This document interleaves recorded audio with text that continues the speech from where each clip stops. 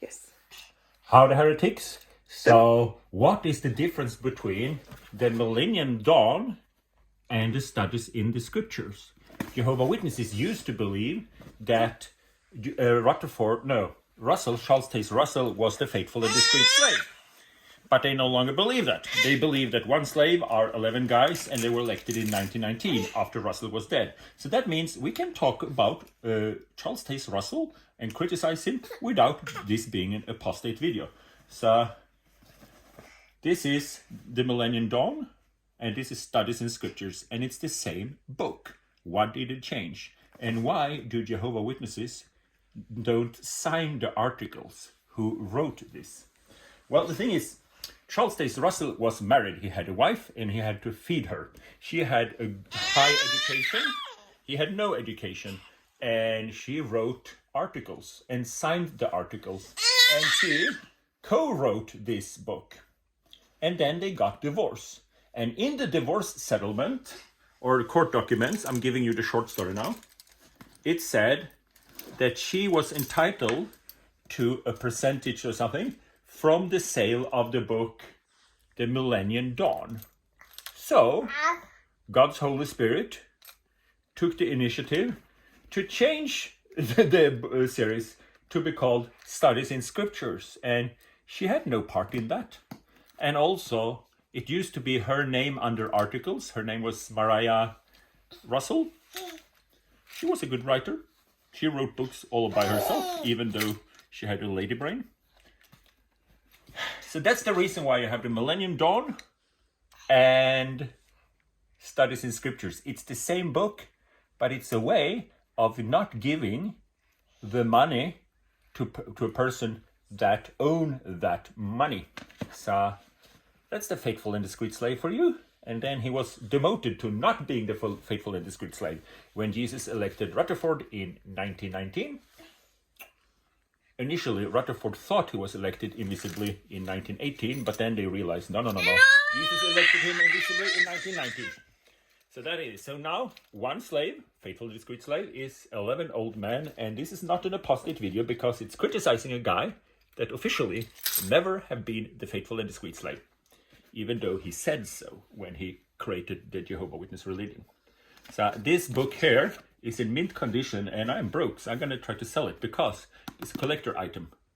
It is written in a language that doesn't exist. Watchtower created a language, and I'm pretty sure the colporteurs, hungry colporter, did not tell the customer that it's written in a language that doesn't exist. It's a printed spelling that lies somewhere in the middle of Norwegian and Danish. So it's possible to read it, but it's kind of weird. So, so it is a collector's item. But I have to hide it from this. It's my Paradise Panda. So I'm a stand-up comedian now.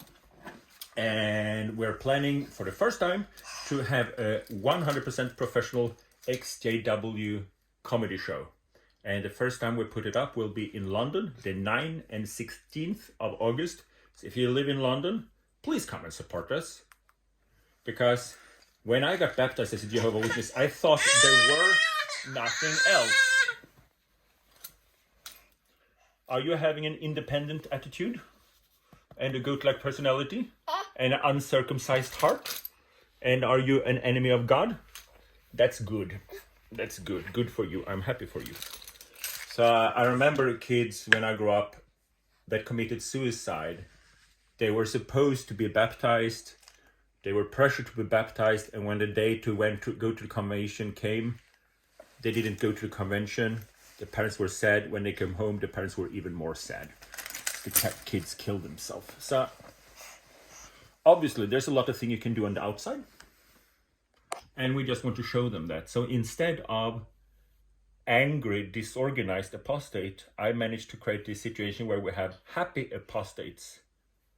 And now an organized, hashtag all religions must. But now we will also have, on a normal venue, it will be a ticketed event, but we will have stand-up comedy. So the kids growing up will know that there's a life on the outside. Apostates are happy. They even put up their own comedy show. I don't expect the kids to go. Mommy is making nice faces. Yeah, yeah. You're gonna be a great Hollywood star one day, starting early.